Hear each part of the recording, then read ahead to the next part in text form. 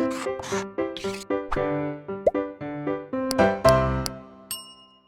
Students, blueprint digital में आपका स्वागत है। बच्चों, मैं आपका फिजिक्स टीचर अनुज शर्मा।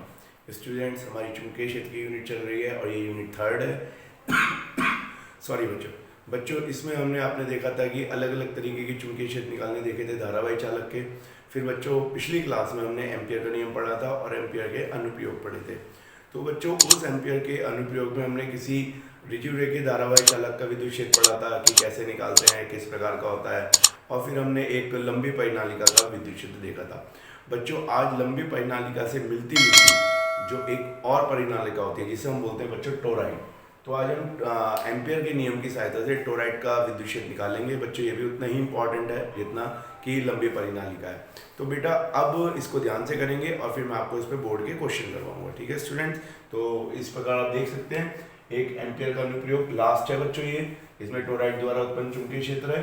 फिर एम्पियर के नियम पर बोर्ड का क्वेश्चन आएगा। ठीक है स्टूडेंट, सबसे पहले हम टोराइड के बारे में देख लें कि टोराइड किसे कहते हैं, किस प्रकार से दिखती है, ये इसमें किस प्रकार का तार होता है, और उसके बाद बच्चों फिर मैं आपको इसके अलग अलग भाग पे चुंबकीय क्षेत्र निकालना सिखाऊंगा। ठीक है स्टूडेंट? तो सबसे पहले मैं आपको बता दूं बच्चों, जो एक लंबी परिनालिका होती है जो हमने पढ़ी थी, अगर उसको हम बंद वलय के रूप में बंद कर दें कि एक बंद वलय के रूप में मोड़ी गई लंबी परिनालिका, तो बच्चों टोराइड एक तरीके की सोलिनॉइड ही होती है। जैसे लंबी परिनालिका होती है, उसे आप थोड़ा सा अगर मोड़ दें तो उसे ही हम टोराइड कहते हैं। ठीक है बच्चों? आज के टाइम में सबसे ज़्यादा यूज होती है बच्चों, क्योंकि ये कम जगह गिरती है और ये किसी भी डिवाइस, किसी भी इलेक्ट्रिकल इंस्ट्रूमेंट में आराम से फिट हो जाती है। तो बच्चों, आप देख सकते हैं इसमें एक तार है जो किसी नॉन मैग्नेटिक एलिमेंट यानी H के पदार्थ के ऊपर लपेटे गए हैं इस प्रकार से। और बच्चों, इसमें एक हमने विद्युत स्रोत लगा दिया है जहाँ से करंट इस प्रकार से चलेगी। तो करंट बच्चों आप देख सकते हैं ऐसे चलते हुए और तारों से होती हुई इस प्रकार से चलती हुई ऐसे आ जाएगी। ठीक है बच्चों, इसमें हम तीन जगहों पे विद्युत क्षेत्र निकालेंगे। सबसे पहले बाह्य क्षेत्र पे, और फिर टोराइड के क्रोड के अंदर, और फिर टोराइड के रिक्त स्थान P पे।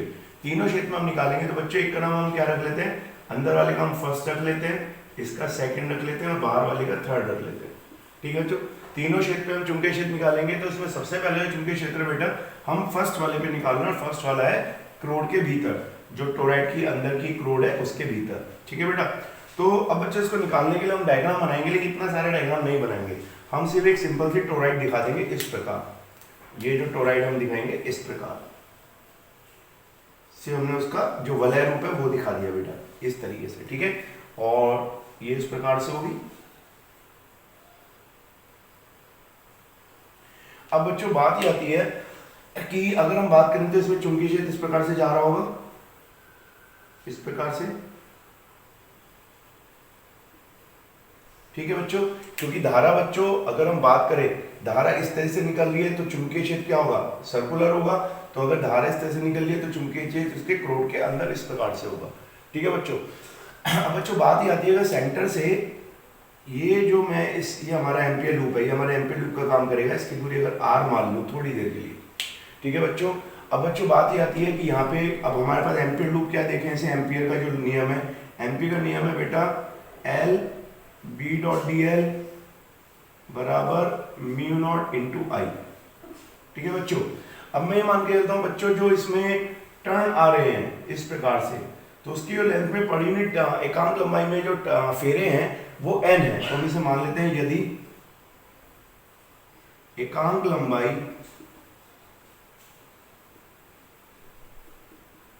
में फेरों की संख्या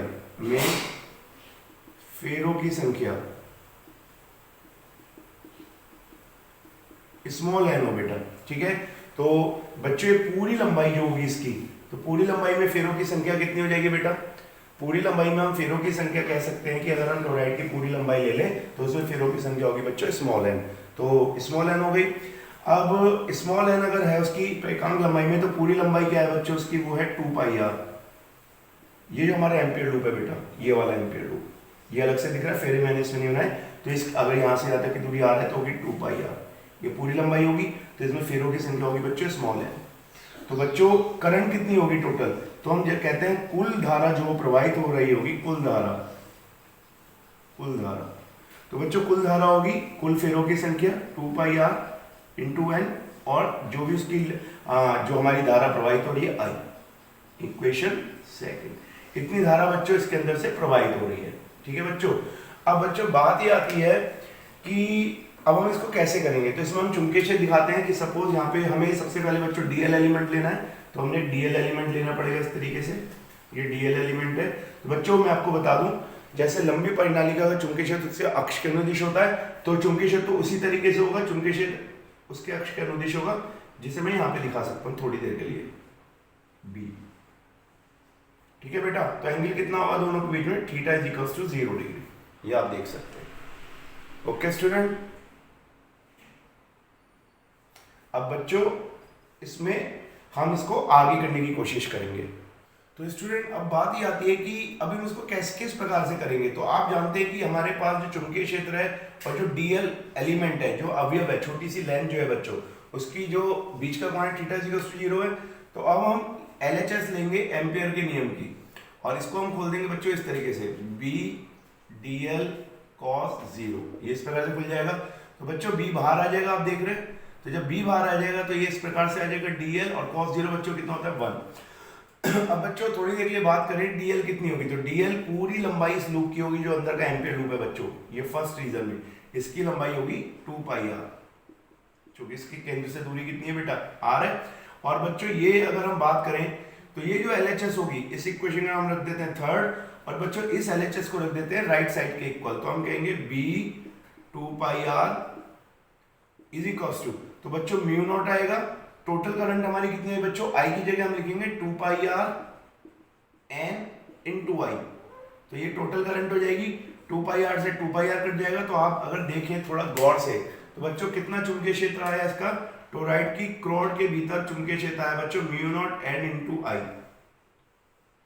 तो बच्चों मैं आपको एक बात बताना चाहता हूं, जितना चुंबकीय क्षेत्र लंबी परिनालिका के अंदर होता है, भीतर अंदर, उतना ही चुंबकीय क्षेत्र टोरॉइड के क्रोड के भीतर होता है, क्योंकि बेसिकली ये टोरॉइड एक परिनालिका ही है, लंबी परिनालिका, बस इसको मोड़ दिया गया है, तो इसका चुंबकीय क्षेत्र भी इसके अंदर ही होगा इस प्रकार से। ठीक है बेटा, अब बच्चों हम चुंबकीय क्षेत्र निकालेंगे बाहर वाले रीजन में और अंदर वाले रीजन में। ठीक है बच्चों, तो बच्चों टोरॉइड के भीतर रिक्त स्थान में चुंबकीय क्षेत्र कैसे निकाला जाएगा, तो फिर हम उसका सिर्फ वलय रूप बना लेते हैं बेटा इस प्रकार, ये एक वलय रूप हो जाएगा। तो अगर बच्चों ये वलय रूप हो गया, ये इस प्रकार से वलय रूप अगर हो जाता है, और इसका जो भीतर का जो बेटा क्षेत्र होगा आप देख सकते हैं वो होगा रिक्त स्थान। और बच्चों इस बार इसका केंद्र ये है, और यहाँ पे मैं बिंदु मान लेता हूँ P। तो इस बिंदु P पे बच्चों को ये चुंबकीय क्षेत्र निकालना है, तो इसको मैं ऐसे एक एम्पियर लूप की तरह बंद दे देता हूँ, इस तरह से बंद लूप हमें लेना है। ये हमारा रीजन जो है सेकंड है, और बच्चों यहाँ से इस बार की दूरी ये वाली r हो जाएगी, इस प्रकार से r हो गई। अब बच्चों गौर से देखने वाली बात है, अगर मैं अंदर चुंबकीय क्षेत्र निकालूंगा तो मुझे फिर एम्पियर लूप की जरूरत पड़ेगी इस प्रकार से। तो बच्चों गौर देने वाली बात है, इस बार एम्पियर लूप के अंदर कोई धारा है, इसके रिक्त स्थान में धारा तो बच्चों अंदर चल रही है, जहां फेरे अंदर तो कोई धारा नहीं है। तो हम कहेंगे कि दिए गए एम्पियर लूप में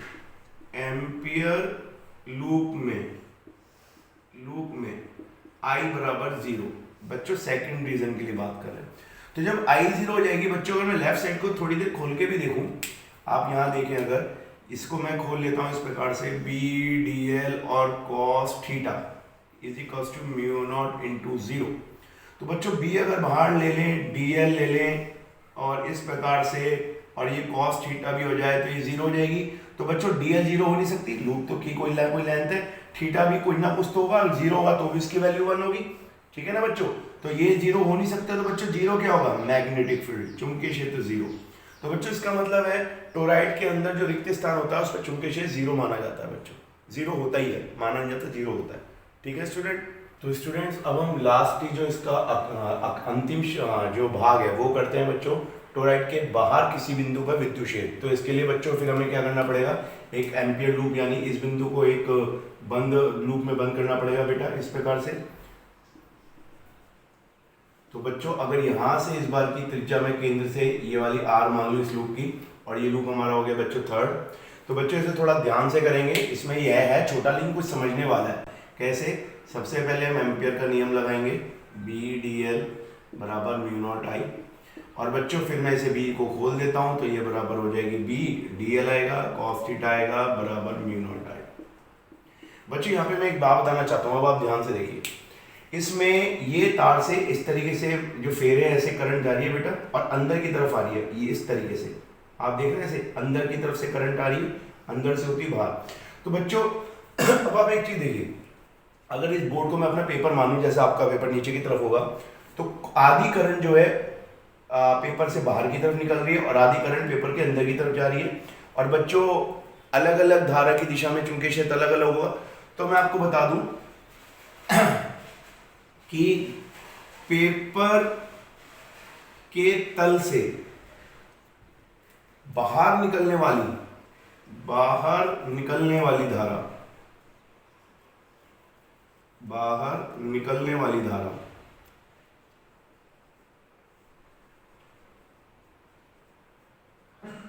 बच्चों विपरीत होती है, विपरीत दिशा में, इसे हम कह सकते हैं विपरीत।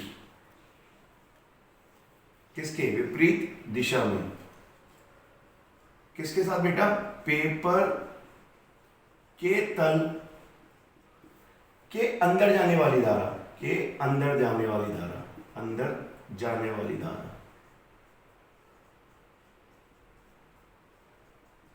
तो बच्चों कुल मिला के मतलब ये है, जो धारा अंदर की तरफ जा रही है ये ऐसे बाहर की तरफ निकल रही है और एक धारा अंदर की तरफ जा रही है। दोनों की वजह से बच्चों यहाँ पे जो बाहर चुंबकीय क्षेत्र है वो निरस्त हो जाएगा, क्योंकि एक दिशा ऐसे जा रही है, उसका चुंबकीय क्षेत्र अगर सपोज करो बाहर की तरफ है तो जो अंदर जा रही है उसका नीचे की तरफ होगा, तो चुंबकीय क्षेत्र निरस्त हो जाएगा। तो हम कहेंगे नेट चुंबकीय क्षेत्र जो होगा, या हम कह सकते हैं जो नेट विद्युत धारा होगी बच्चों वो शून्य हो जाएगी। तो हम कहेंगे नेट विद्युत धारा शून्य होगी। ठीक है बच्चों, तो इसका मतलब नेट विद्युत धारा शून्य, तो हम कह सकते हैं जो हमारे पास इक्वेशन है बी और ये जो हमारे पास डीएल है और कॉस थीटा है बराबर म्यू नॉट इंटू जीरो, क्योंकि नेट करंट है ही नहीं। तो बच्चों ये सारे जीरो हो नहीं सकते, तो जीरो क्या होगा? B is equals to zero. इसका मतलब टोराइड के बाहर भी चुंबकीय क्षेत्र बच्चों कैसा होता है? शून्य होता है। ठीक है बच्चों, लेकिन आपको बच्चों ये रीजन देना पड़ेगा जरूर।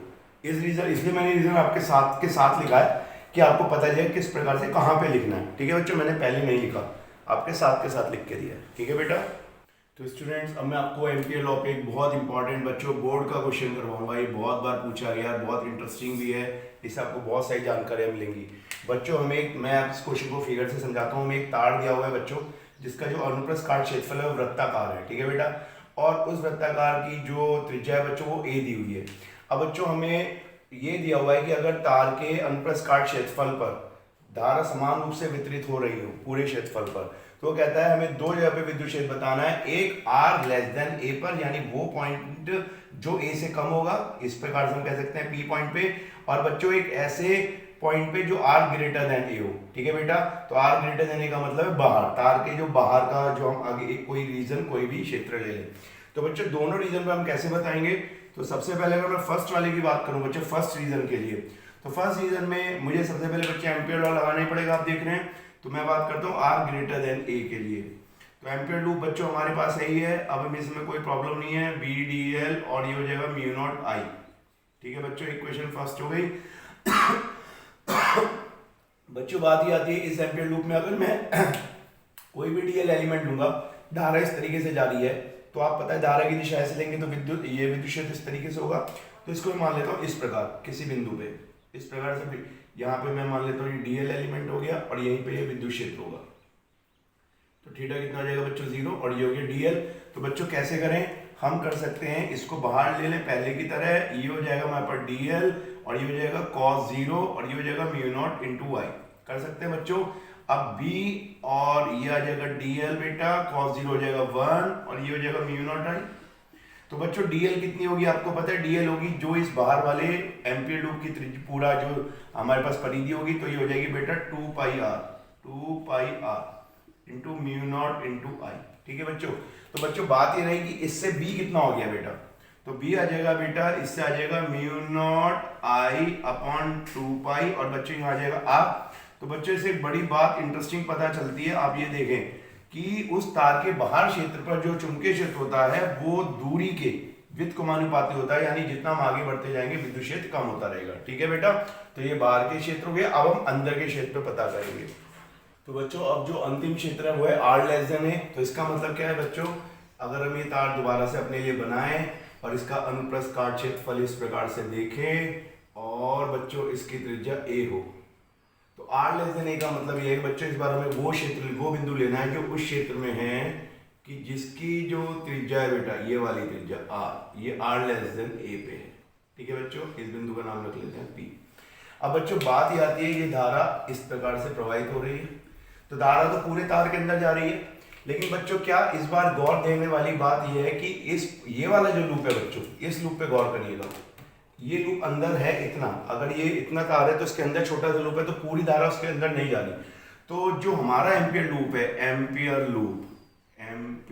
लूप, तो बच्चों उसमें धारा कितनी जा रही है, हम कह सकते हैं एम्पियर लूप में कुल धारा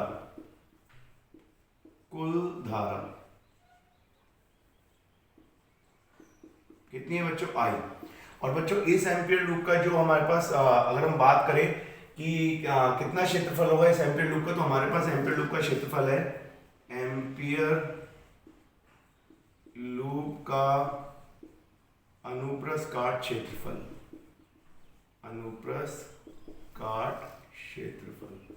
तो बच्चों वो हमारे पास है पाई आर स्क्वायर। ठीक है बच्चों, कुल धारा जा रही है बच्चों तार के अनुप्रस्थ काट क्षेत्रफल पे, तो तार के अनुप्रस्थ काट क्षेत्रफल, क्योंकि बच्चों इस बार हमें धारा चेक करनी पड़ेगी, इसलिए पहले मैं धारा पे बात कर रहा हूं।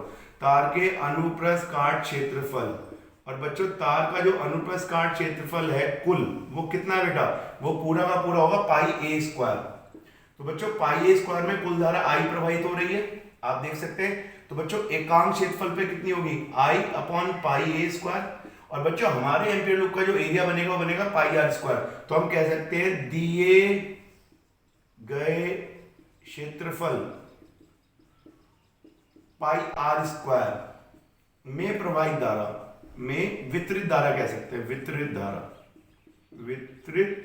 धारा बच्चों उसका नाम I डैश मान सकते हैं। तो I डैश के लिए अगर हम बात करें तो बच्चों वो आ जाएगा I upon pi A square, और बच्चों जो हमारा एम्पियर लूप है गिवन उसका एरिया है पाई आर स्क्वायर। तो बच्चों इस प्रकार से हमें पता चल जाएगा, पाई से पाई कट गया, तो बच्चों जो I डैश हमारे एम्पियर लूप में प्रवाहित हो रही है वो I R square upon A square प्रवाहित हो रही है। इस बात का हमें ध्यान रखना है बच्चों। ठीक है, तो हम धारा I ना लेके I डैश लेंगे।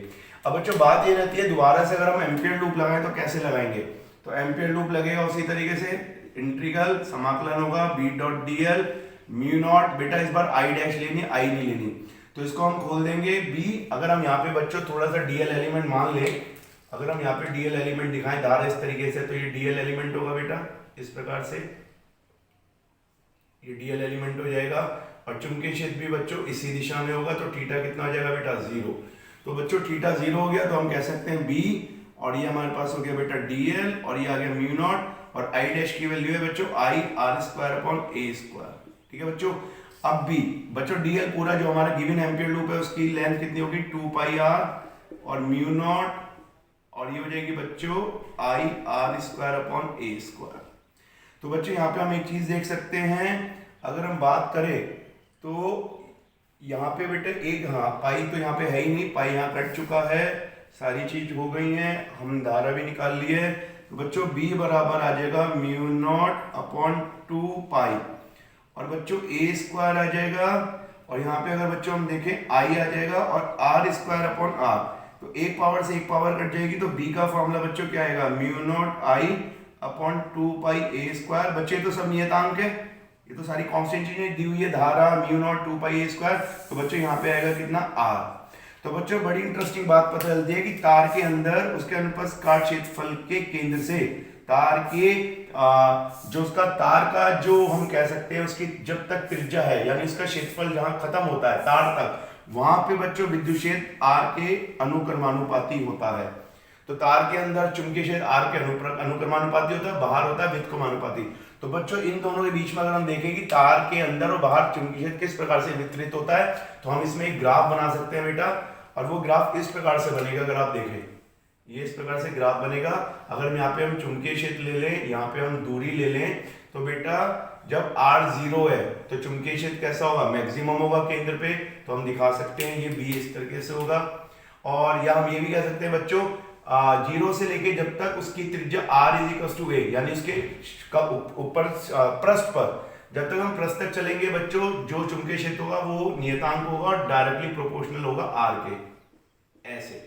और बच्चों r के बाद यहाँ पे तो मैक्सिमम हो जाएगा, और जब r के बाद चलेंगे तो फिर वो कम होता चला जाएगा, और बच्चों वो हो जाएगा विद्युत कमानुपाती, b = 1/r।